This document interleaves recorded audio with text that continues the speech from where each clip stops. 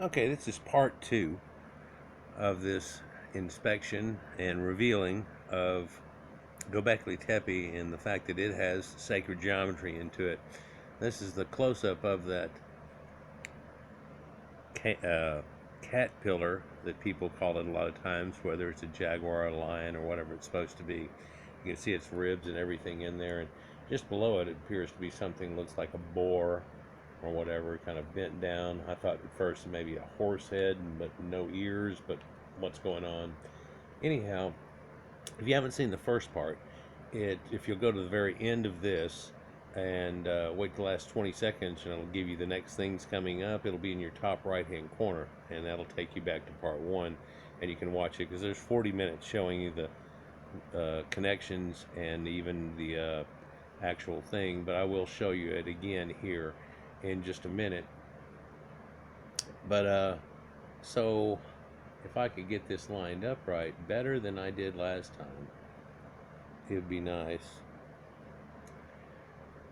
So these three enclosures may have been built together, but it doesn't mean the others were not constructed as single units, perhaps by different groups, she says. We only have covered the tip of the iceberg, and that's where we were before. But rather than a single group that went crazy and just constructed these complexes in a day and a night, this could stretch out to be something more than that. But I'm telling you, wouldn't it be real freaky? It's a thought that I had whenever I saw this sacred geometry that I'm going to show you later that connects to it, and what I showed you at the first of it. For that would mean that that's part of building a greater wheel of life, and the sacred symbol that you see whenever you have Vesica Pisces just all over the place, and a sacred geometry that could encompass this whole compound. And if it does, then that would be a whole nother level, even than just saying, okay, they had some Pythagorean kind of thing going on with threes. No, it would be like, no, here's this geometric pattern built into this whole thing that they had built at one time. Maybe we ought to check a bunch more of these hill type places and see what goes on. But they say New World Order. How and why Neolithic hunter-gatherers would mobilize the massive resources need to build Gobekli Tepe and other sites like it is subject of much speculation. And yeah, and I could go with a bunch of different ideas, and I've said some, but you know, there's so much of it, and nobody wants to be later found out, oh, I'm wrong and things. But while some researchers have interpreted the structures as residential spaces, most archaeologists see little evidence of this and consider the sheer monumentality of the complex and the richness of its iconography as evidence of a ritual type purpose. And of course, everything's a temple. And if there's 15 houses and one of them's bigger, that was the temple, right? Everything's a temple. Well, it looks like this might have been something you could say temple or ritual purpose or things along that line. But when we reach back here a certain point, it looks like living is closer to watching of the stars and a temple and all those things like I talked about. And you know how Amerindians, they were a little more in tune with nature and all this type of thing. It looks like these people were somewhat there and coming out of it, and here's part of that animism thing. But we really don't have enough archaeological evidence to put together too many puzzle pieces. It leaves too many open holes, and while you might recognize a few things out of it, you can't give a whole picture necessarily. Once we get a few of these excavated, because there's like 8 of these sites total counting this, and hopefully some more area in this, we might get a somewhat complete picture. And it will still be amazing. Maybe the 7th place we dig up, we find something that changes what we were saying on all the way to 6. It's entirely possible. But something like this starts it with it blowing out of the water. I don't know how to express it to you enough, but this is like, okay. And then they found, whenever they found the Baghdad battery, and they said, wow, huh? No, this isn't like this. This is a step. This is like, oh, and here's a Model T Ford. That's not that much, but it's so much more than you would have possibly expected at this time. And then to envelop that idea and say, no, they had sacred geometry that you thought came on about now, the people in the Wayback Machine had that. Yep, people that built the pyramids are closer to now than the people the pyramids were to these people that already had it going on. So when you talk about an ancient culture that had crap going on, everything, they have spaceships and everything, you can see evidence that they had a lot more going on than anybody was giving credit up to right now. Literally. The massive T-shaped pillars and the reliefs on them, animal and human-like, have been interpreted as totems, perhaps representations of protective spirits, possibly long deceased ancestors. They only find one skull in there, and that might have been ancestor veneration. He may have been the Thoth that came up with the whole set that they came up with and did. And for some reason it was built right there, but those plains right out there had natural wheat growing and everything. Is this the start of something? Yeah, it looks like it. Some of whom were believed to take on animal form. Now, these long deceased ancestors would probably go into shamanistic things and take on animal form. So people have tried to say, man, is this like in between that concept? And are there intoxicants involved and everything else? I mean, we found weed and other things all the way back to this point. So they haven't found anything like that that I know of. But man, all those other sites that I mentioned last year that were in that whole string of them about the history of marijuana was literally, they leave it out of there and they'll just say seeds and this, that, and the other, and you're lucky if they say the word hemp or something in it. And most of that was, if you look at it, was found in archaeobotany places and stuff, and then they still said cannabis or hemp, and everything, and don't try to act like, hey, they had pot and they were curing it and making it real good like the wheat was and everything, and in fact they find that they concentrated it and would burn it on these rocks and everybody would get high, and Herodotus talks about it. And anyhow, so a lot of things were going on, and were these people going into shamanistic things and drinking the soma type drinks back then and doing this situation? It's possible. I believe it's probable. The idea that zoomorphic and anthropomorphic images may represent the venerated dead was reinforced by the recent discovery, of modified skull fragments buried at the site, which many researchers consider to be evidence of ancestor cults, similar to the interpretation of stone masks found throughout the Levant from about 9,000 years ago. And so I've shown you this thing about ancestor veneration and how it was going on, and I told you it goes way back, and that people would, allow them to, birds would peck away and take them up into heaven and stuff, and it's where we get that whole iconography that still is with angels today, and so we still have some of this animism, but yet at the same time, these people had it from way back when, and then they would save the skull. And have we found a great burial ground? No. I mean, what did they do to them? Well, some of the Vikings put them on a ship and set it on fire and shot it out in the ocean. So God knows where that ended up. Probably burned up and started leaking and not too far and get out of sight necessarily. But in their eye, they're sending them off to heaven some way, like in the same idea that they had a sacred boat in Egypt and they would attach to the Milky Way and be able to go across this belt of stars that's talked about in the Sumerians. So when I talk about ancient connections and they connect much more than you think about, it's because they came from a common root of something like this, which doesn't even look like it's quite perfect common root yet. It's the closest thing we've got. And at the same time, these people knew this stuff. Well, later these people knew it and those people know it. Yeah, those people come from the same people. Genetics are starting to say, yeah, and we don't have any people buried here at that one place, and I'm not sure that they've done genetics on that one skull that's found. But at the same time,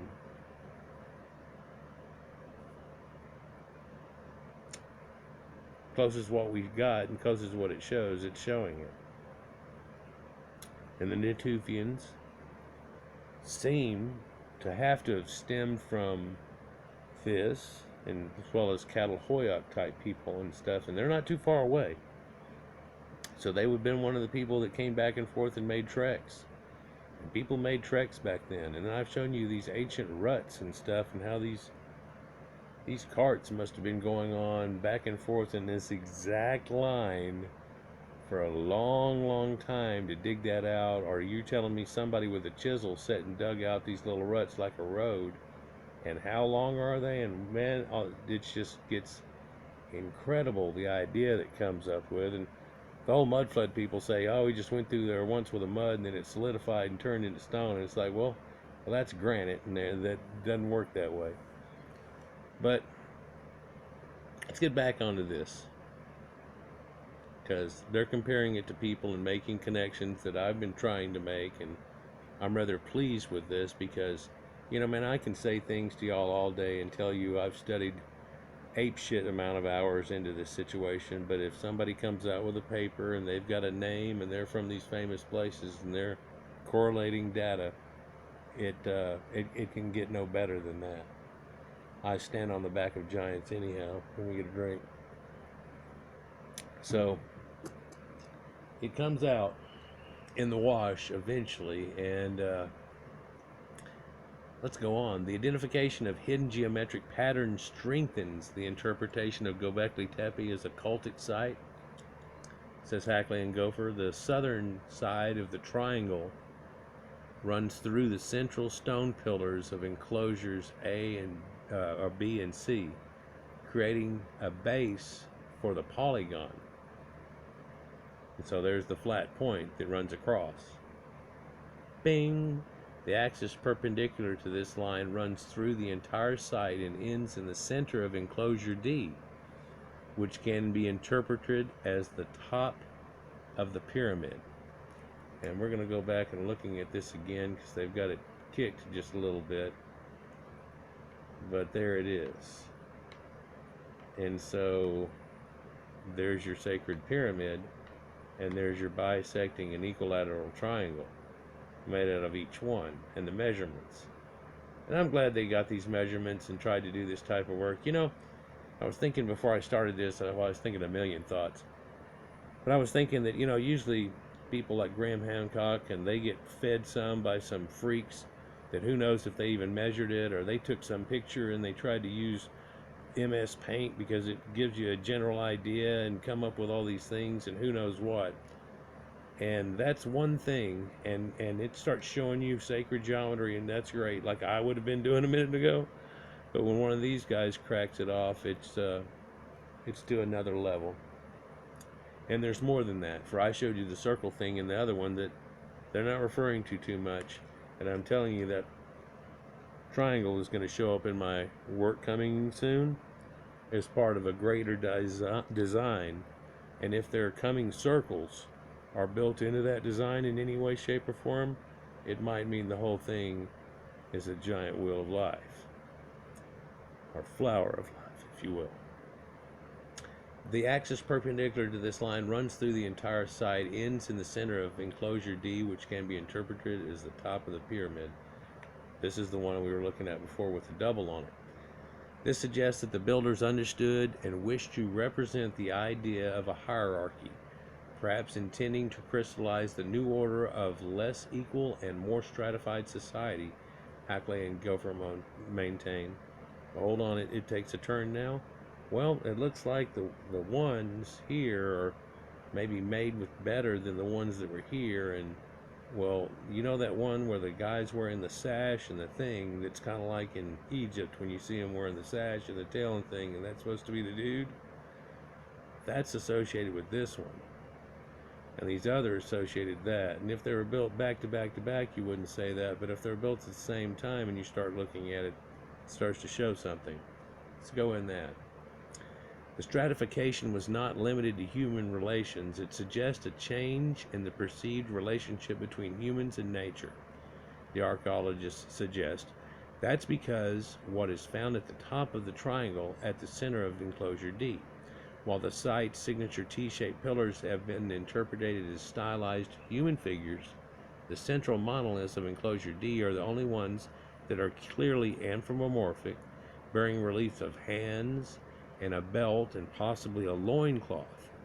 Placing these human depictions at the top of this triangle would have been a powerful message and representing an ideological departure from the animal-centric canons of Paleolithic art. In Paleolithic art, humans are rare, and this is true here as well, but you start to see the change in the beginning of an anthropocentric worldview in which animals and plants are no longer equal to humans, but are subordinated to them.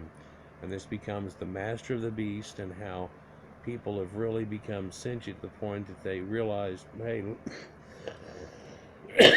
pardon me, they realized, hey, long ago, we're in control of this stuff. Well, to these people, maybe it wasn't that long ago, because maybe just the mammoths are just starting to gone, and the lions have all but left and stuff, and that's when they're coming up with this ideology that, like, we kicked ass here, and we made it safe for our children, blah, blah, blah, blah. Let's continue. In other words, Gobekli Tepe may have been designed consciously or unconsciously to represent and perhaps explain humanity's growing ability to manipulate its environment, which in the coming centuries would lead to the first domesticated crops in this very region, the researchers say. The end of the hunter-gatherer lifestyle is more of an ideological transformation than an economic or technological one, the gopher maintains. Hunter-gatherers cannot domesticate anything. It's against their worldview, which is based on equality and trust. Once that ideology changes, the entire structure of society is transformed and a new world is born. So he's had some sociology classes probably, and maybe a psychology or two, but it looks like his view is that to have want to keep the cattle in a certain place instead of having to chase them back and forth in herds requires this separate ideology. And I don't necessarily think that it would, but you can imagine that whenever people were trying to get these ideas all together, there would be leaders, and so it would stratify from there, and it may be somewhat simple in a tribal aspect, as you can still see today in some places, but whenever it gets larger than a point, 40 people, 60, 120 people, it starts to become something totally different. And as long as you can maintain that threshold and get something out of it, new things can be created and new directions can be taken that were only maybe happening very little on the side of certain people, like art. Whereas before this, we have some questionable rocks that may have been manipulated in the past, and some cave art. But the cave art shows that they had the Taurus and Orion, and even showing the Pleiades. And that again leads back to that Halloween idea that leads back to this place. For the horror of Halloween was that meteor storm every year was going to get real bad like it had one time. And again, I tell you, it seems like that carried a long, long way and a lot of heavy weight all the way through till today. Kind of got lost there, and they tried to almost end Halloween with all these tales of people putting stuff in candy bars and crazy things like that. But I'm glad it still kind of exists. But in that idea, it was very strange, for in that idea,